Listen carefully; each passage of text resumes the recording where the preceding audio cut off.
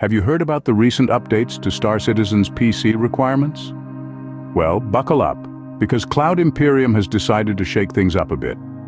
The alpha version of Star Citizen now calls for a CPU with AVX instructions, a GPU with 4 GB of VRAM and Vulkan 1.2 support, along with a whopping 100 GB of free disk space. Quite a hefty requirement, isn't it? The minimum requirements have also been updated. They now include an Intel i7 or AMD Bulldozer CPU, NVIDIA GTX 1060, AMD RX 5700, RX Vega 56, RX 460, or Intel A380 GPU, and 16 GB of RAM. So if you're gaming on a rig with anything less than these, it might be time for an upgrade. Now, if you've got a serious gaming setup and you're aiming for the best experience possible, Cloud Imperium has some recommendations for you as well.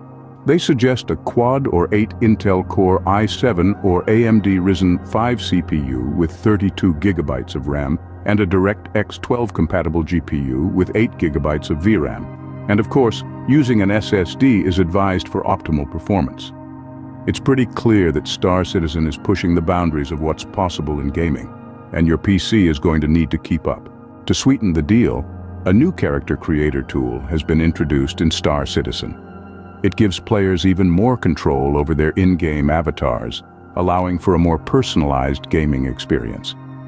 It's clear that Cloud Imperium is committed to providing a rich and immersive experience for their players. So, to recap, Star Citizen's new PC requirements call for a CPU with AVX instructions, a GPU with 4 GB of VRAM and Vulkan 1.2 support, and 100 GB of free disk space.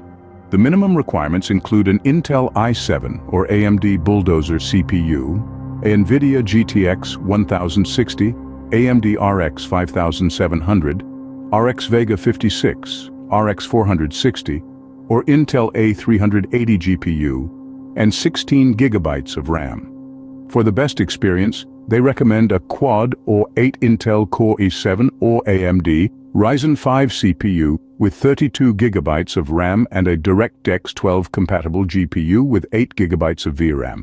And don't forget about the SSD for optimal performance. So, are you ready to take on the universe with these new requirements? Star Citizen continues to push the boundaries, and it's clear that the sky's the limit. Or in this case, maybe the stars are.